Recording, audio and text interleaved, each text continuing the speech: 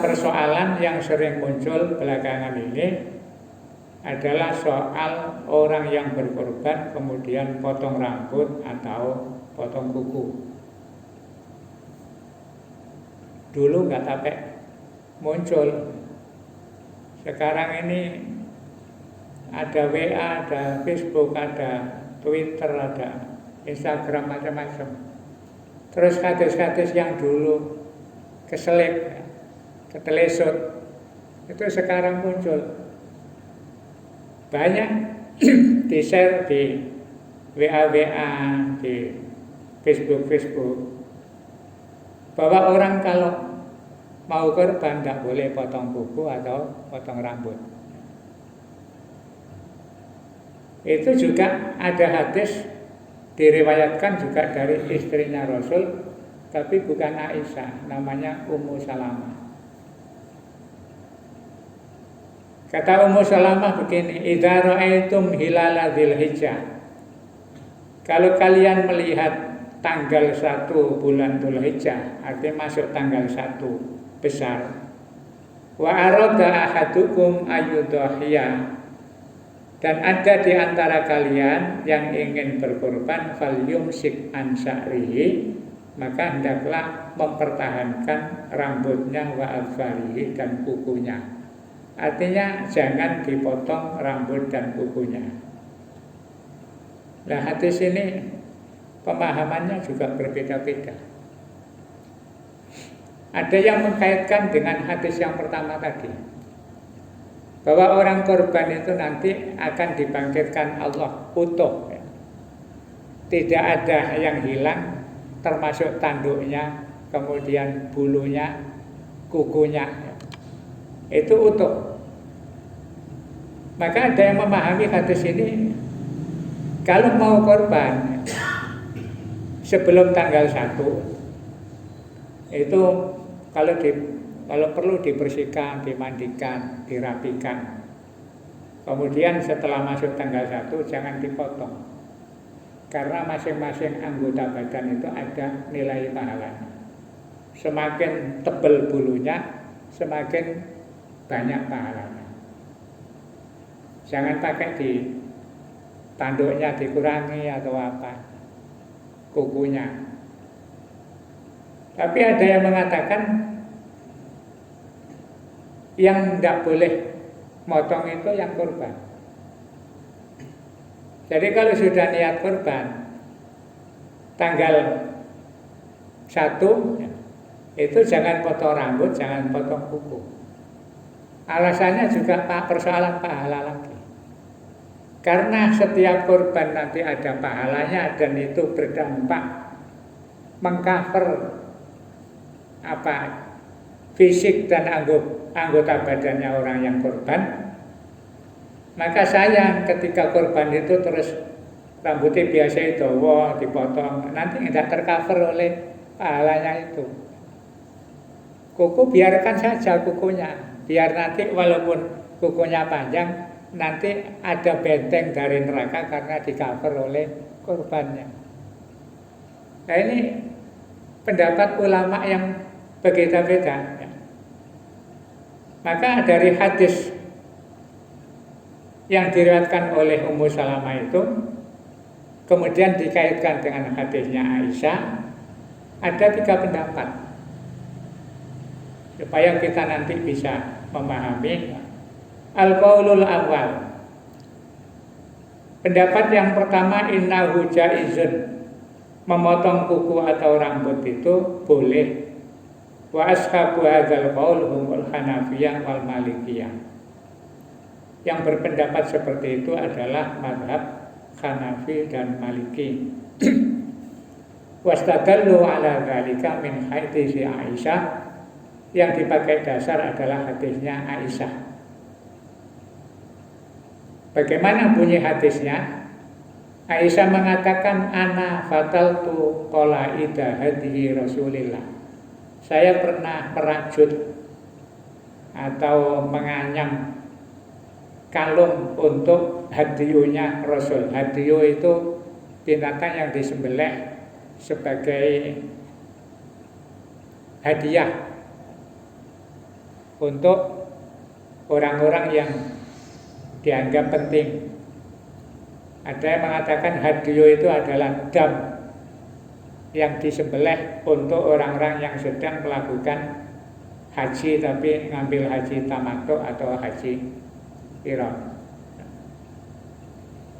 Hadiyu, itu kata Aisyah, saya pernah merancang atau merajut kalung untuk korbannya Rasul biadaya dengan tangan saya sendiri.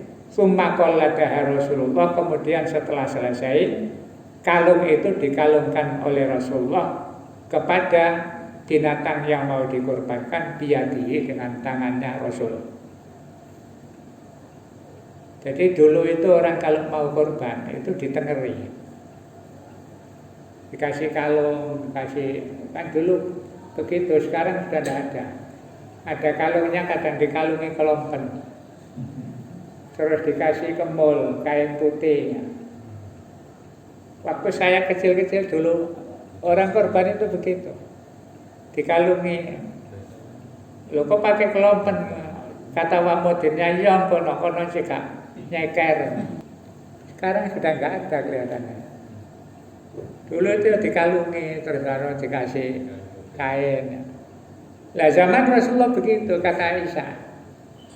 Apa tujuannya? Supaya ketika dibawa dari Madinah dikirim ke daerah lain, itu orang melihat, menghormati bahwa itu adalah binatang yang mau dikorbankan. Jadi ya nggak ada yang rampok, nggak ada yang, karena itu adalah binatang yang untuk jadi ibadah. Tujuannya begitu. Summa ba'atsa biha ma'a abi. Kemudian setelah itu Rasulullah mengutus ayah saya, yaitu Abu Bakar, untuk dikirim ke Mekah. Falam yakhrum ala Rasulillah sallallahu alaihi wasallam syai'un mimma ahallahullah. Dan Rasulullah tidak mengharamkan apa-apa terhadap sesuatu yang dihalalkan oleh Allah hatta nakharul hadiyah, sampai hadiyu atau kurban itu disembelih. Wa hadza yubayyinu anna Rasul arsalal hadiyah ilal Ka'bah. Ini menjelaskan bahwa Rasulullah pernah ngirim hadiah ke Ka'bah ma'a Abi Bakrin lidzabhi, yang dibawa oleh sahabat Abu Bakar untuk disembelih. Jadi Rasulullah korban, tapi yang disuruh bawa Abu Bakar, sak nyembelih pisan. Ini dalil bahwa orang korban itu tidak harus disembelih sendiri, boleh disembelih orang lain, termasuk panitia. Walam yahrum alaihi syai'un ahallahullah, dan Rasulullah tidak mengharamkan apapun yang dihalalkan Allah li ghairil muhrim bihajjin au umratin, kecuali bagi orang yang sedang melaksanakan ihram haji atau umrah. Jadi kalau orang biasa tidak sedang haji, tidak sedang umrah, ya tidak ada larangan apa-apa, termasuk potong rambut tadi. Kama annaman arada ayyudhiya la yumna'u anhul jima' wa huwa aghlazu ma yahrumu bil ihram. Bahkan kata Aisyah,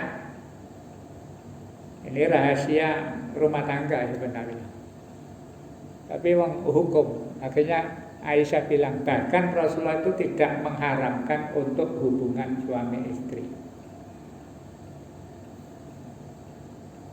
Nah, sama dengan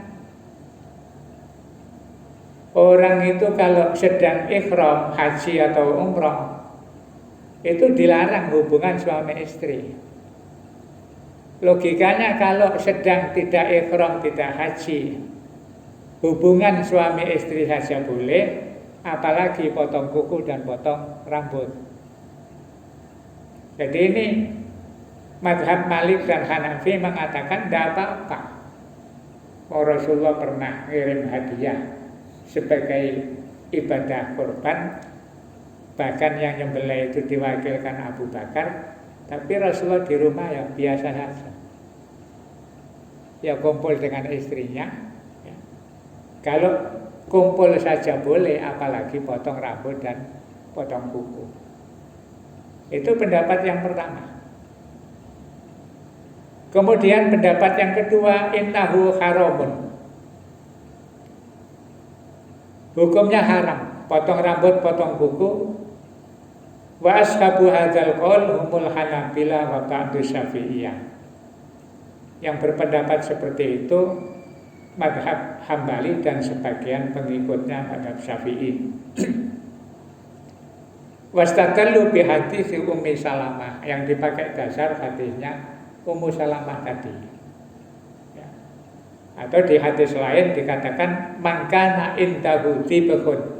Kata Ummu Salamah, siapa yang memiliki binatang untuk dikorbankan, yuridu ayyad bahahu, yang ingin disembelih pada saat hari raya, faro'a hilal Dzulhijjah, kemudian dia melihat tanggal 1 bulan Dzulhijjah, fala yamassu, maka jangan sampai memotong min sya'rihi wala min azfarihi. Jadi ada hadis begitu, sehingga mazhab Hambali mengatakan haram, karena larangan itu menunjukkan hukumnya haram.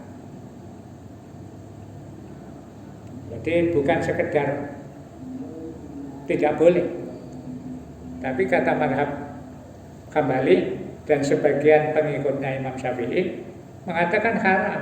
Dasarnya dalil yang diriwayatkan oleh Ummu Salamah. Pendapat yang ketiga, innahu makruhun, minimal makruh, karena ada larangan, ada yang boleh. Jadi diambil tengah-tengah. Kalau bisa ya nggak usah potong, nggak usah potong kuku. Ini ambil jalan tengah.